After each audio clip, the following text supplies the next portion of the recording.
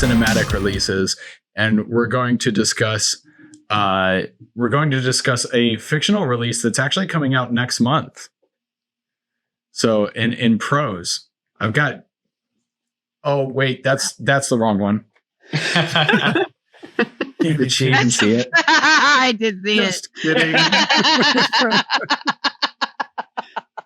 That is not the book that you saw. I was going to warn you ahead of time, but I wanted to. That was a secret message. That was a secret message. No, we're talking Jessica Lacy's Fatally Yours. So she sent everybody on the panel. They got an early copy of it. I know some of us got a chance to read it. Some of us didn't, and that's okay.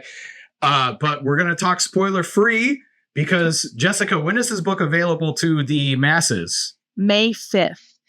So next Tuesday? Yep. Next Tuesday. That's bizarre to hear. It is. It's so soon. It's so soon, yet it's been done for so long that it feels like it's been out forever. It's a weird space. Well, it was previously released as Mother Dear, and I read it back then, and that feels like that was last summer. It came out, the summer before last. Okay. It would have been 2024. Yeah. Oh, okay. Well, Kelsey is kicking us off.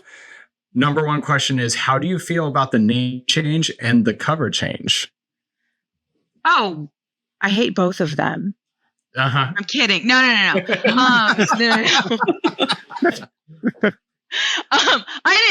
ended up coming up with the title, so I don't care. If it had been a title that I hated, but that wasn't ever going to happen, so that wasn't a problem. But if it hadn't been a title that I came up with or a title that I liked, I probably would have been a little bit upset. Same with the cover. But Sourcebooks has always been really, really good about listening to me and knowing that I know what kind of how to sell these books and what to put on the covers and what to call them and the reasons behind. I have reasons behind the things that I do, and they let me do them, and it's very, very exciting. So I was never super happy with Mother Dear or the cover of that book. We kind of just threw that together because I didn't know what else to do. So this was very welcome. I do like the title of Fatally Yours, I have to say. But yeah, because you were, for those who don't know, before you were with Sourcebooks, you did this independently and did quite well independently and got picked up. Yeah. Which is awesome. And I don't know of anyone else who's actually done that. It happens a lot. I don't know how often it happens in horror. It happens a lot in romance. The guy that did The Martian, that guy. Oh, Andy Weir. That was an indie book that got picked up. Okay. It happens a lot in other genres. I don't know how often it happens in horror, but it is pretty common nowadays. Okay. So I've got about 50 pages left. I tried to get it finished, but I've been swamped with work this week. So I've got about 50 pages left, which is perfect because we're going spoiler free. So I've got most of it down. How would you describe this book to people who might be interested in picking it up on Tuesday? The easiest way to describe it is it's Father of the Bride with murder. That's the plot, and that's the easiest way to describe it. The way that I thought about it was as I was watching that movie, and when he starts getting angry about hot dog buns, I was like, what if he just started killing people? What would that look like? Because that's how stories are. They're just questions. What does it look like if the father from Father of the Bride starts killing people? What if you take Steve Martin out and you take Kathleen Turner from Serial Mom and you throw her in there? So now you have that character going. So it's a little bit of Serial Mom, a little bit of Father of the Bride, and it's bonkers. I don't even know. It's like a sitcom. I have no idea. Oh, okay. You said it. It's gory. There's some death in it. Yeah. That happens. Yeah. But I have a hard time. Like, this is black comedy. Yeah. I would have a hard time calling it horror. It is black comedy all the way. And I texted you privately. Mm-hmm. There is a chapter in here that I was rolling. Like, I had to close the book because I was laughing out loud hysterically. Sean, you read it, right? Yeah, I've read it. Yeah, I just finished it yesterday. The cake testing chapter. Oh my God. Well, and like the shakes where it's like, oh, bring out, all these shakes, the bone marrow shakes. Yeah. God. It was hilarious. And I don't think, I always love your dark sense of humor in your writing. That's one of the things I love about your writing. Fatally Yours cranks it up to 100. Yeah. And it is, like you said, it is more of a sitcom. It's a dark sitcom. It reminds me of, I watched this movie because of you. It's kind of got the same tone as Jawbreaker. Yeah. Yeah. Very, very snappy, sharp dialogue, dealing with death and dark topics, but it doesn't take the characters don't take anything super seriously. No. It's kind of got a, It's Always Sunny or Seinfeld type where they're just people that you don't want to like because they're awful and they keep doing these things and you keep showing up for it and it ends up being really entertaining. So I'm looking forward to finishing the last 50 pages after this, but I think it's so I don't know how much you changed. I started reading it Kindle to Kindle, and I was trying to be very aware from the different versions what was different, and then it just became very difficult to do that after a while. So I was just like, okay, but it felt way snappier to me this time. I don't know, it's really funny, and it reminds me a little bit of American Psycho, and this is why. Totally different tone. Well, totally different tone, right? But American Psycho, it's not that. No, it's not that. But the thing with American Psycho, if you read it, I've read it probably 6 times, and on my 5th go round with it, I was like, oh, wait a minute, this book is actually a straight up comedy. It is. It's just, it lulls you into this place with its, Patrick Bateman's monotone life, and then when the kills happen, they're so graphic and insane that it disrupts that, and you're left standing there going, what? And this is kind of like that too, where there's a definite sitcom element, and then something happens, and it's still being delivered in a funny way. But if you really stop and think about what you're reading that Katie Rose is doing to human beings, it's oh my God, this is so messed up. Because the narrator is the killer. There's somebody messaged me and was like, what's the twist? I think I know what it's going to be. And I was like, there is no twist. So go ahead.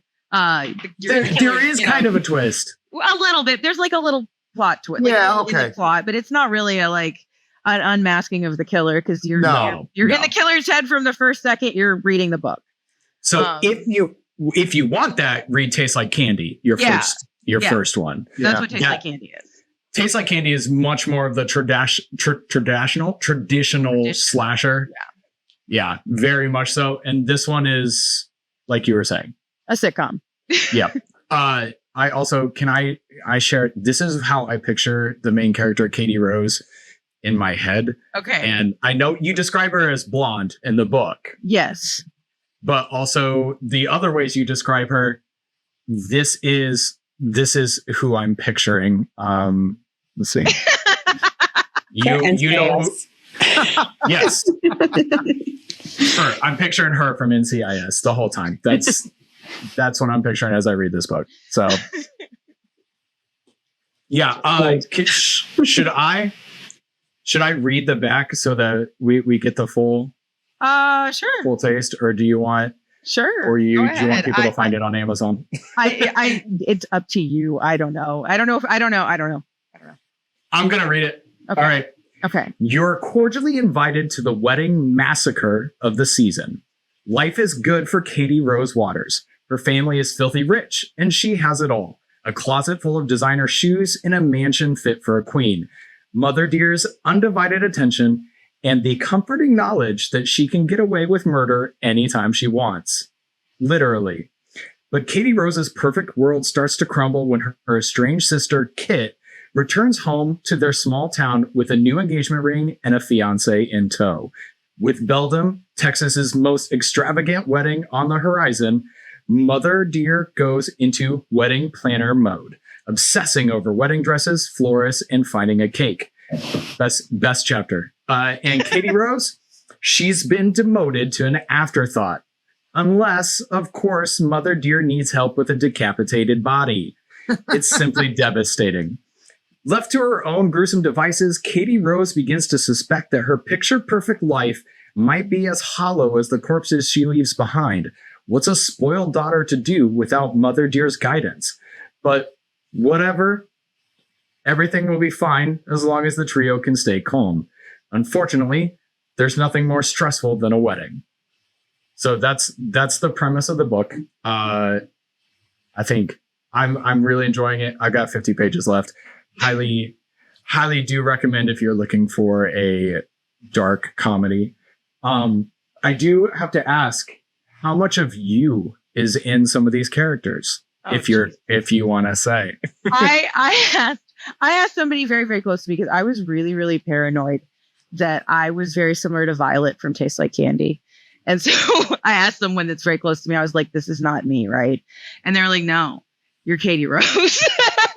So if you want to know, that's the answer. I don't think that's 100% true. I think that after I finished, because I just finished Tastes Like Candy 2 literally last night, I sent it in the very final version that's coming out in September. I'm done with it now.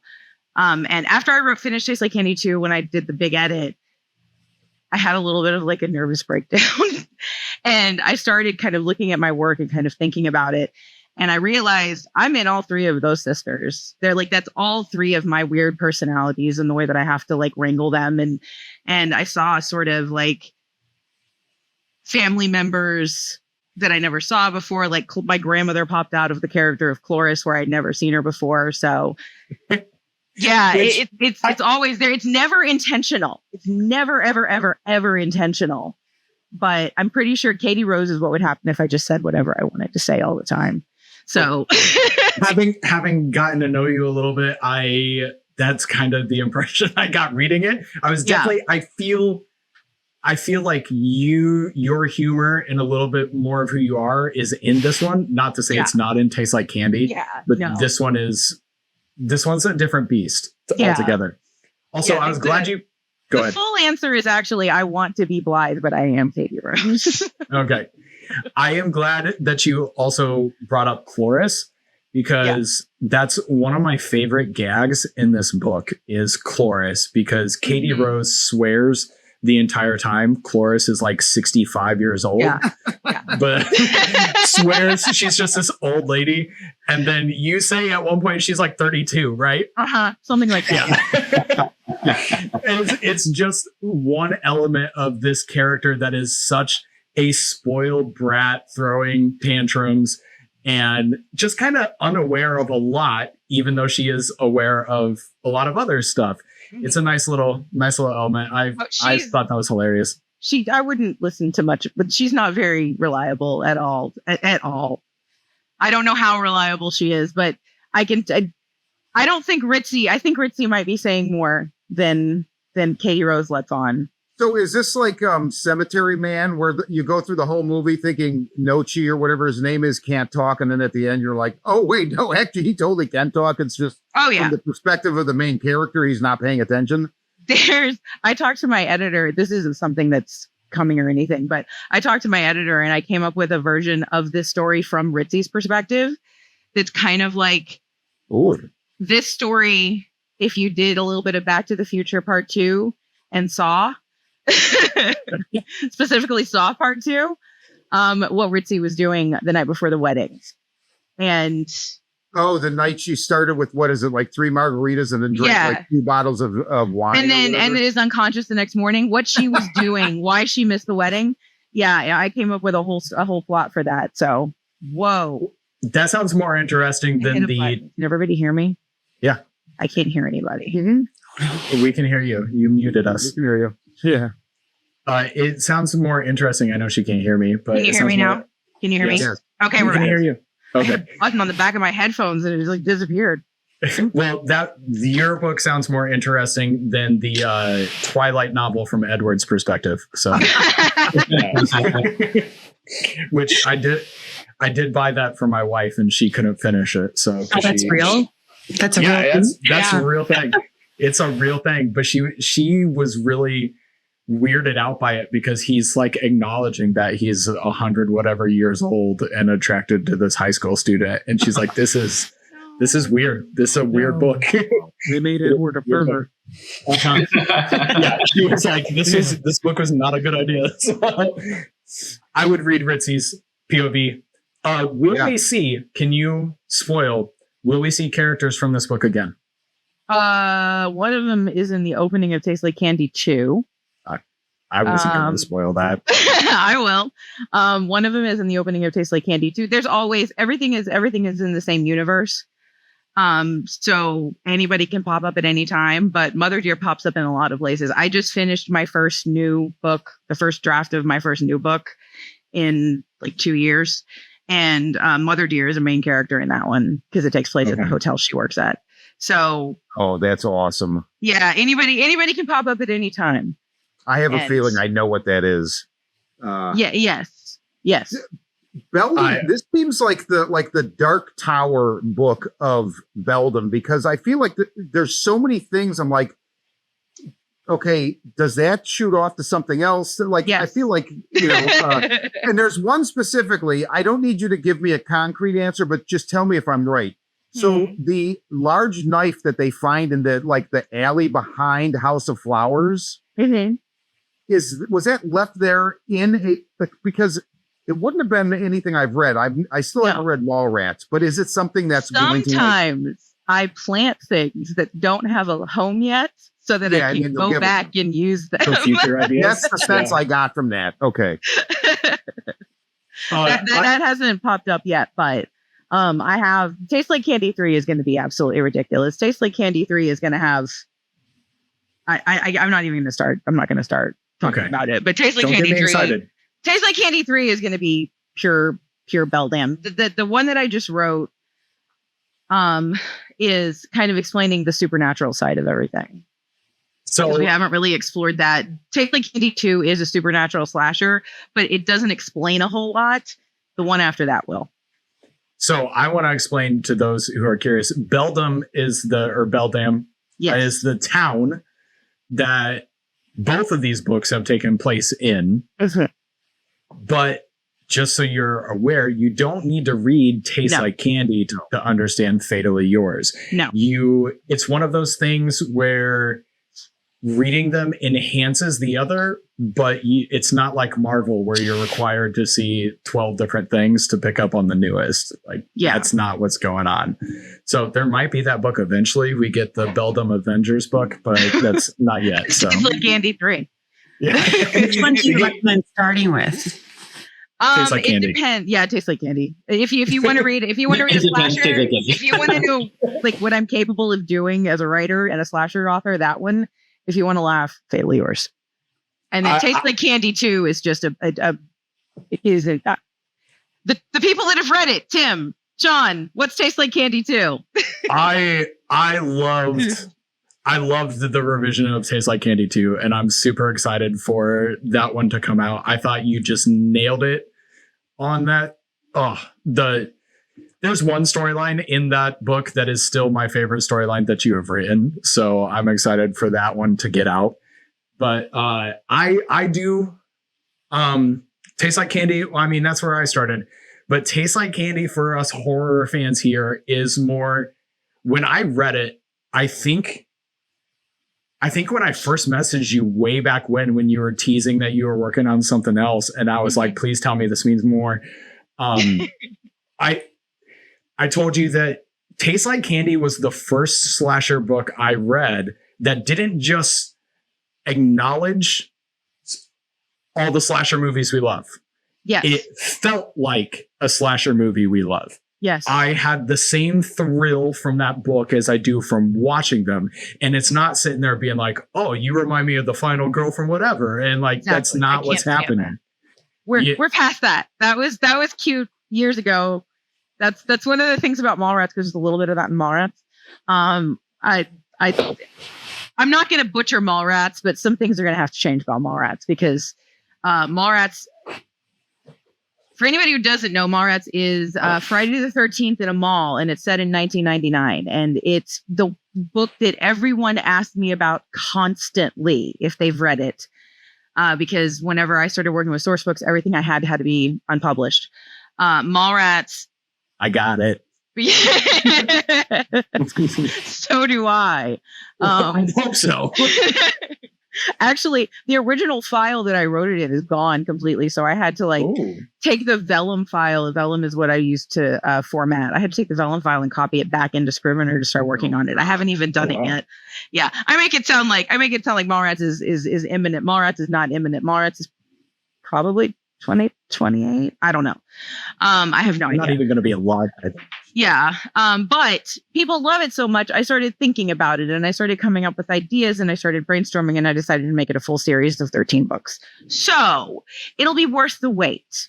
And if I take stuff out of Mallrats, it's going to pop up in one of the other 1999 books. So yeah, I have lots and lots of plans, but a lot of those characters from the 1999 books are also going to show up in Tastes Like Candy 3.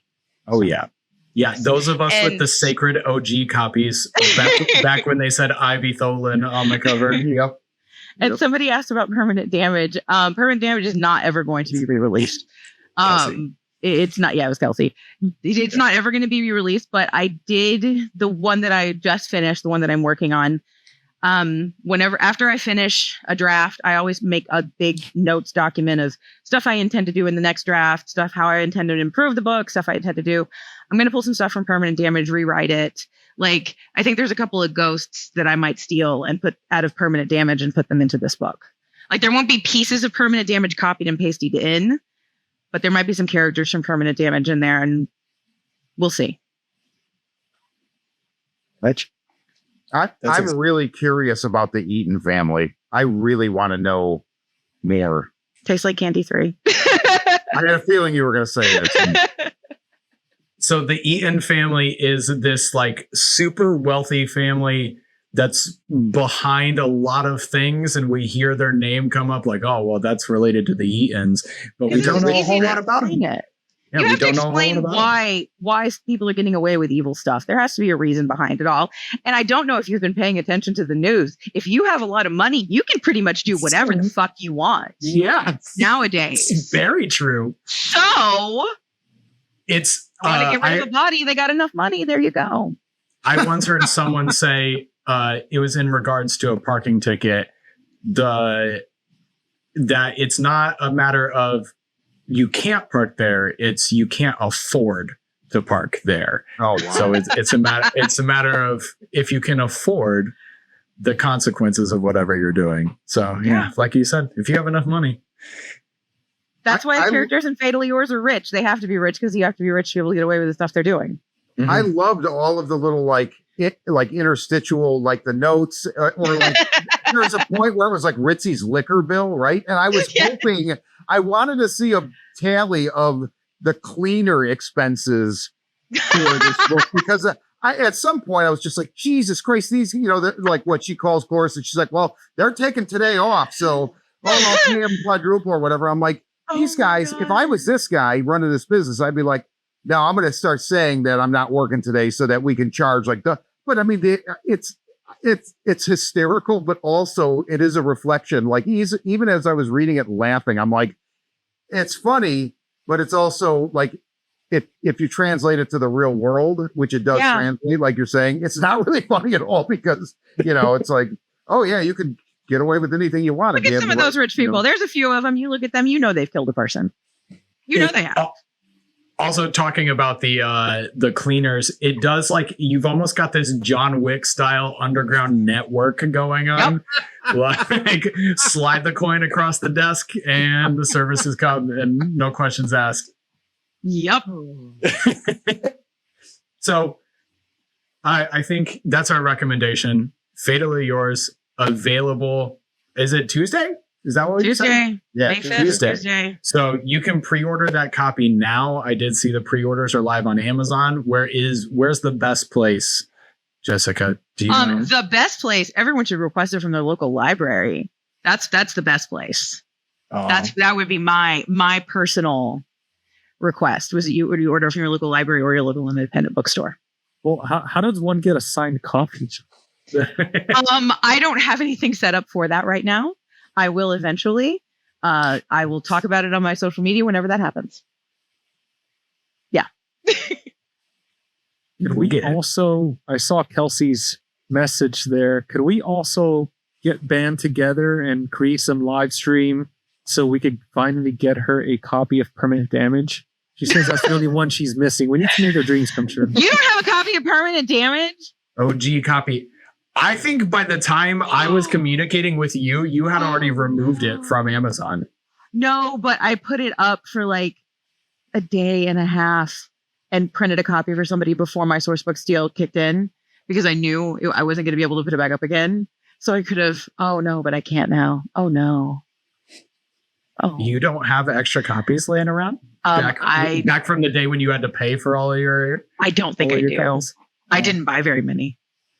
Because that book, I took it out of print a lot because it's not really part of what I was trying to do. It's not really part of the universe and it's kind of wonky, but it kind of steals from the universe. It was like a prototype thing. So I didn't want it out there, but I would have given Kelsey a copy, of course. If I find one, I will. Well, and it should be noted that you're cover artist for every book so far.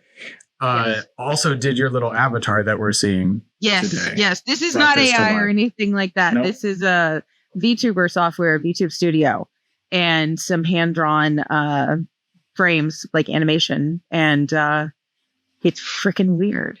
It's super cool. It is so cool. Give us a good laugh, because it looks maniacal. It does.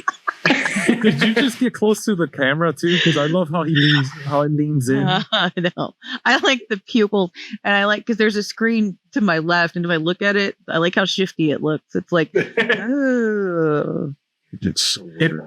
It is so super cool. When we first started, I didn't realize it was moving and animated. But I was using my mind. I think it just moved.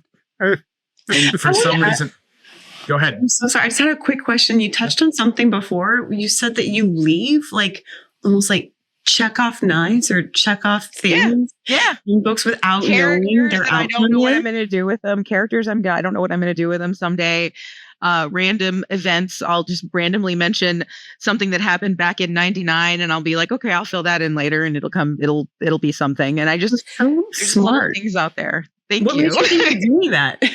I don't know.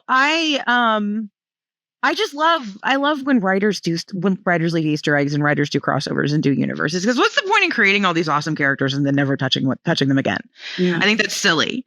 And I can't just write one book. That's just not the way my brain works. My brain's like a spider web or something. I have to write an entire thing. So I'm not going to sit and literally write out book after book after book. But if I know that I'm going to have a character who has pink glitter nunchucks, I'm going to put those pink glitter nunchucks in the book I'm working on right now. And then it looks like I'm a genius who planned the whole thing out from the very beginning. It doesn't take much. It doesn't take much to set it up, but it's really hard to track all of it.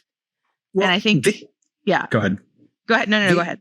The other thing that I really love about it is it makes your world feel lived in. Mm-hmm. So I don't feel like I'm reading people stuck in today, what is happening to them at this very moment, because just about everywhere they go, there is a past and a history that you just drop hints about. You don't, like I said, you don't need to know the whole story, but having it in there makes that world feel just a little bit more alive. And so someday, if I get the story, I'll connect those dots and it'll be super exciting. Yes. That's it. It's just like how I like to work. And for so long, Tastes Like Candy has been the only thing people have read for years. And so now it's weird watching people start to read this and start to see all the connections and go, oh, these are all connected. What? And then everybody's getting excited. So I think it's working so far, and I'm really proud of it. So and the Tastes other Like Candy too takes it to a completely different level though. So the other question I have to ask for clarification, I think I've asked it before, but in one of your books, your character drops a comment about a seemingly historical event in the world that we are all very familiar with. I have no idea what you're talking about.